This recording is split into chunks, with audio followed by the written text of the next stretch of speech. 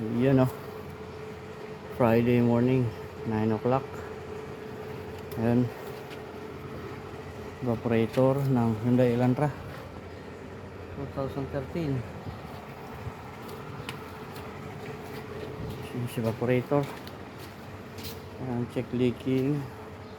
Tapos palit ang evaporator.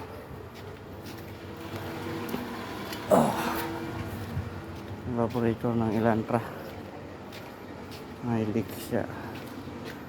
Andyan leak nya. Palit na ako ng bago. Mga babaklasin. May 2 dosing bolt dito. Tapos 2 wiring dito sa passenger side. Yun lang.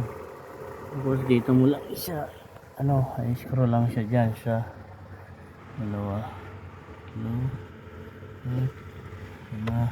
6 para mapalitan mo siya. Higa mo lang. Kailangan baklasin lahat. Shortcut method. Yun lang.